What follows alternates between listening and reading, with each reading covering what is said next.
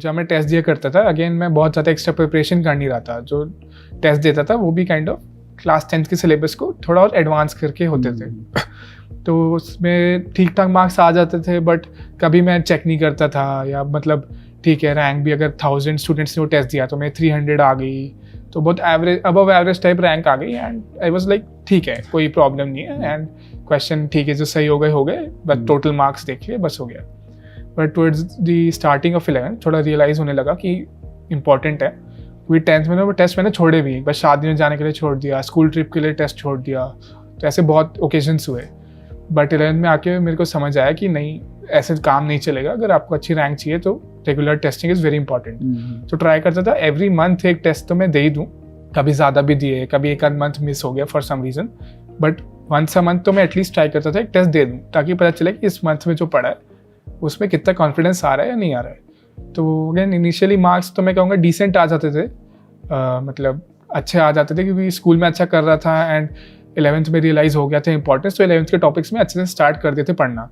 11th के topics के test जो हो रहे थे मेरे डिसेंट मार्क्स आ रहे थे। आई वोंट से कि मतलब जो मेरे फाइनल एडवांस हमें इनसे मार्क्स है उतने आ रहे थे, उतने तो बिल्कुल भी नहीं थे, बट आई वॉज हैप्पी कि परफॉर्मेंस इंप्रूव हुई थी। बट अगेन ओवर टाइम जैसे जैसे टेस्ट देता गया, I got use to that environment of exam, और टॉपिक्स और स्ट्रॉन्ग होते गए, रिवाइज करता गया बार बार। तो मोस्टली मेरी स्ट्रैटेजी यही रही थी कि I didn't go much into like different books. मैं ज़्यादा उसमें रहा था कि जो मुझे मटेरियल दिया है मैं उसी को मास्टर कर लूँ, कि मतलब सबसेट है, but I try to like मतलब कि यहाँ पे जितना लर्निंग होती है उसी को ज़्यादा अप्लाई करूँ और इस चीज़ को मास्टर कर लूँ, इंस्टेड ऑफ कि बहुत ज़्यादा जगहों का एक साथ मिला के देखूँ। मोस्टली मैंने एंड में फिर प्रीवियस ईयर क्वेश्चंस करे थे, मतलब जो सारे आईआईटी के 30-40 इयर्स के जो बुक्स आती एक बुक आती है जिसमें सारे होते हैं, तो उसके सारे अटेम्प्ट करे थे मोस्टली। फिर मैंने और तो अपना जो मॉड्यूल दी थी वही कर दी। So does previous year questions actually help कि एक्चुअली एनालाइज करने में, हाँ भाई एग्जाम कैसा आएगा, how is that part really important? हाँ, मतलब थोड़ा सा आइडिया लगता है कि किस टाइप के क्वेश्चंस आते हैं, फिर दिखता भी है कि हमेशा डिफरेंट क्वेश्चन आता है, एंड ऐसा नहीं है कि वो रिपीट कर रहे हैं, या फिर मतलब थोड़ा सा डिफरेंट टाइप ऑफ कॉन्सेप्ट्स ही लाते हैं हर बार, तो वो भी थोड़ा आइडिया लगता है। That is specifically in JEE advance में तो बहुत फ्रीक्वेंटली होता है, मतलब वहाँ तो हमेशा डिफरेंट ही आता है, बट जेईई मेन में तो एट टाइम्स रिपीट भी हो रहे होते हैं क्वेश्चंस। हाँ, मेंस में तो रिपीट भी हो रहे होते हैं।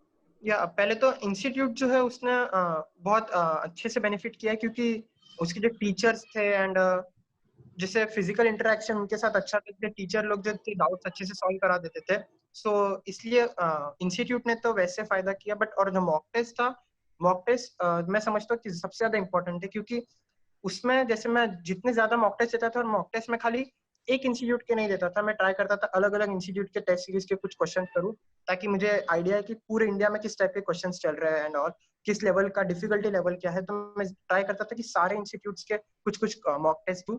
और मेन तो जो प्रीवियस ईयर होते थे, फिर मैं प्रीवियस ईयर पेपर्स भी कुछ ऐसे मॉक टेस्ट के फॉर्म में ही देता था। जैसे प्रीवियस ईयर जैसे 2018 का कोई पेपर दे दिया 3 आवर सिटिंग में, और मैं ये ट्राई करता था कि जब भी मैं कोई टेस्ट दूं तो मैं वही फिक्स टाइम, जो टाइम पे मेरा एडवांस का पेपर होने वाला है, जैसे 9 to 12 2 to 5, तो उसी टाइम पे मॉक टेस्ट देता था, कोई और टाइम नहीं चूज करता था, ताकि मैं कंफर्टेबल रहूं उस टाइम पे, और मींस मुझे नींद ना आए, मैं स्लीपी फील ना करूं, और due to that reasons. Mocks का तो बहुत ज्यादा इंपॉर्टेंस है, जैसा पिछले सवाल में मैंने बताया। मॉक का एक तो ये मिलेगा कि आप ऑनलाइन एग्जाम देख पाएंगे कि हाँ मार्क्स रिव्यू ऐसे होता है, फिर प्रॉब्लम्स को किस ऑर्डर में देख सकते हैं वगैरह, या फिर इंस्ट्रक्शंस पढ़ना चाहिए, ये सब आपको ग्रेजुअली फील होने लगेगा। इसके अलावा आप ये देख पाएंगे कि आप 6 घंटे या 3 घंटे एंड्योर कर पा रहे हैं कि नहीं, मतलब जो इतना लंबा स्ट्रेच है। इसके अलावा रेगुलरिटी वाली बात आती है, तो आपको ऐसा नहीं है कि अगर आपने जैसे एक साल में एक मॉक दे दिया, 11th में पूरे 11th में एक मॉक दिया, फिर इससे आपको इन इफेक्ट ना आपको रेगुलरिटी वाला फील आएगा, और ना ही आपको फील आएगा कि हाँ मैं 6 घंटे बैठ पा रहा हूँ या नहीं।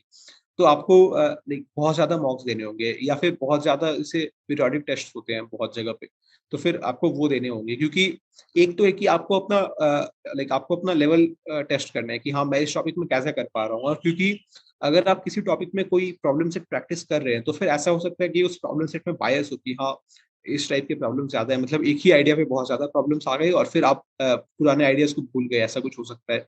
तो इसलिए ऑलवेज ये बेटर रहता है कि आप कोई टेस्ट दीजिए, क्योंकि टेस्ट सेटर जो है उसने ये सोच के ही बनाया है टेस्ट की मुझे एक मतलब नॉर्मल सा डिस्ट्रीब्यूशन देना है कि हर एक टॉपिक अच्छे से कवर हो जाए। एक टेस्ट में ऑब्वियसली इतने सारे टॉपिक कवर नहीं हो सकते कि मतलब चैप्टर ही इतने ज़्यादा है, chapter in fact I think number of question से भी ज़्यादा है एक पेपर के। तो फिर आई थिंक वो कवर कर पाना बहुत मुश्किल है किसी भी एग्ज़ाम सेंटर के लिए। लेकिन अगर आप 3 या 4 मॉक टेस्ट देंगे, तो फिर आप फ़ील कर लेंगे कि हाँ, बहुत ज़्यादा टॉपिक्स आई थिंक बहुत ज़्यादा टाइप ऑफ क्वेश्चन्स मैंने फेस कर लिए हैं। मेरा पर्टिकुलरली ऐसा था कि आई थिंक 1 मंथ की फ्रीक्वेंसी पे लाइक व्हेन नॉर्मल शेड्यूल था, तो 1 मंथ के फ्रीक्वेंसी पे पीरियोडिक टेस्ट हुआ करते थे। तो फिर जो 1 मंथ में पढ़ा उसके ऊपर क्वेश्चन्स आ गए with along with some fewer number of questions from the previous tests because like from the topics of previous tests not like directly from those so that आपका प्रैक्टिस हो जाए और भूल ना जाए ऐसा कुछ। और अगर आप भूल गए हो तो फिर आपको झटका लगे कि हाँ गलत हो गया। और एंड में लाइक व्हाइल इन लॉकडाउन, क्योंकि ऐसा हो गया था कि लॉकडाउन में हम लोग ऑलरेडी जेईई मेंस 1 के लिए पढ़ चुके थे। फिर बोर्ड्स के जस्ट पहले भी मैंने थोड़ा तो पढ़ा ही था कि जेईई मेंस 2 या जेईई एडवांस का थोड़ा पढ़ लेता हूँ, क्योंकि जेईई मेंस 1 के बाद जस्ट ऐसे जोश होता है कि हाँ अब जेईई मेंस हो गया, आप जेईई एडवांस कर लेते हैं। तो फिर वो पढ़ा था। फिर जैसे ही मार्च के एंड में आई थिंक खत्म हुआ, आई थिंक 28 मार्च ऐसा कुछ। तो फिर उसके बाद मैंने पढ़ना शुरू किया जेईई मेंस 2 या फिर इनफैक्ट जेईई एडवांस के लिए। तो फिर उसके बाद एक रिवीजन हुआ, फिर एक और रिवीजन हुआ, ऐसे करके इतनी बार रिवीजन होते गए कि हम लोग का इतनी बार पोस्टपोन हुआ, एंड में ऐसा फील होने लगा कि अब और नहीं पढ़ पाऊंगा। तो इसलिए हमारे टीचर्स ने ऐसा कर दिया कि लाइक बहुत ज्यादा फ्रीक्वेंसी मतलब 3 या 4 दिन पे लेने लगे, ताकि अगर कोई चाहे भी छोड़ देना तो फिर ना छोड़ पाए। तो फिर हम लोग का तो ये स्ट्रेटेजी हो गया था कि मतलब एग्जाम दो, एनालाइज करो, फिर 2 दिन पढ़ो, फिर एग्जाम दो, फिर एनालाइज करो, ऐसा करके। क्योंकि अगर आप मतलब पर्टिकुलरली आई थिंक अभी भी बच्चे वही फील कर रहे हो, क्योंकि अभी भी पोस्टपोनमेंट हुए जा रहे हैं। तो अभी ऐसा मत कीजिए कि आप वही बुक लेके बैठे, क्योंकि आप उस बुक को अगर 3 बार पढ़ चुके हैं या फिर 2 बार भी, तो अभी आपको वो पढ़ने का मन नहीं करेगा। मतलब आप पेन लेके कुछ और ऐसे मतलब सोच रहे होंगे या फिर बुक में ड्राइंग बना रहे होंगे, तो फिर उसका कोई फायदा नहीं होगा। मतलब इससे बेटर है कि आप टेस्ट उठाइए और फिर सॉल्व कीजिए। पास जेईई हो या फिर अगर आपको ऑनलाइन बहुत सारे मॉक्स मिल जाएँगे फ्री में, मतलब जैसे बहुत सारे कोचिंग के पेपर मिल जाएँगे, या फिर कोई मॉक सीरीज़ उठाइए और आप उसको बहुत ज़्यादा फ्रीक्वेंसी पे सॉल्व करना शुरू कीजिए। क्योंकि अगर आप इतना ज़्यादा करेंगे तो फिर आप खुद ही फील कर लेंगे कि हाँ ये टॉपिक मेरा वीक है। अगर आप एक पूरा पिक्चर देखेंगे कि हाँ इतने सारे टॉपिक्स हैं मेरे, तो अगर आप कभी स्पॉट नहीं कर पाएँगे कि हाँ मेरा ये पर्टिकुलर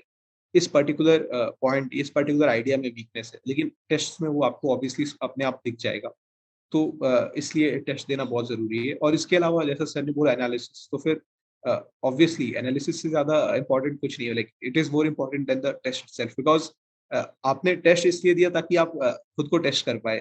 तो फिर अगर आपने कैसा लाइक अगर आपने अपना इवैल्यूएशन ही चेक नहीं किया, तो फिर वो टेस्ट का पर्पस फुलफिल ही नहीं हुआ। तो फिर इवैल्यूएशन चेक करना लाइक ऐसा प्रोसीजर बेटर रहता है कि आप एक क्वेश्चन देखिए, उसके बाद फिर आप देख लीजिए कि आपने क्यों गलत किया। आप एक बार सोचिए, मतलब यूजुअली सिली मिस्टेक्स वगैरह को लोग ऐसे इग्नोर कर देते हैं कि हाँ, चलो प्लस माइनस हो गया, अगले अगले में ठीक हो जाएगा।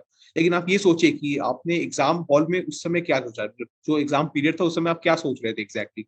तो इससे जैसे मैंने बहुत बार फ़ील किया कि जैसे मैं कुछ और जैसे या फिर मैं like getting ahead of my self, मैं कुछ और आगे के कंप्यूटेशन सोच रहा था कि हाँ, इसमें ऐसे-ऐसे होगा, इसके बाद सॉल्व हो जाएगा, और उसी मतलब हवा-हवा में मैं एडिशन कर रहा था और उसकी जगह पे कुछ गड़बड़ कर दिया। तो फिर कभी like never get ahead of yourself while computing या फिर ऐसा कुछ। तो ये सब पॉइंट्स जो होंगे आप ये ग्रेजुअली नोटिस करना शुरू करेंगे कि हाँ, मैं एग्ज़ाम में ये गलती कर रहा था, ये गलती कर रहा था। तो फिर अगर सिली मिस्टेक्स हैं तो फिर आप उनको नोट कीजिए एक जगह पे कि हाँ, प्लस माइनस का ऐसा कुछ गलती कर दिया, डेसिमल में इतने वैल्यूज़ नहीं डाला जितना क्वेश्चन ने पूछा था, या फिर क्वेश्चन में बोला कि 100 से मल्टीप्लाई करके आंसर करो, तो फिर मैं वो करना भूल गया।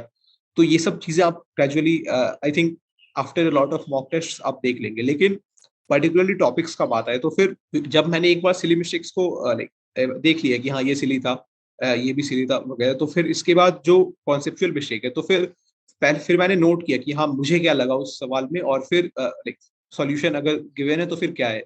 उसके बाद फिर सिस्टमैटिकली उन पर्टिकुलर पार्ट्स ऑफ अपने नोट्स खोलिए और या फिर नोट्स और या रेफरेंस बुक्स, तो फिर आप उसमें जाइए और देखिए कि हाँ, ये टॉपिक वहाँ मेंशन है या नहीं, ये पॉइंट वहाँ मेंशन है या नहीं। अगर नहीं है तो फिर ठीक है, आपके लिए वो एक न्यू इन्फॉर्मेशन है, तो अभी आप उसको लाइक अपने मन में बिठा लीजिए। और अगर है तो फिर आपको समझ आ जाना चाहिए कि हाँ, अभी ये टॉपिक रिवाइज़ कर लेना चाहिए क्योंकि भूल गया हूँ, ऐसा। Thank you.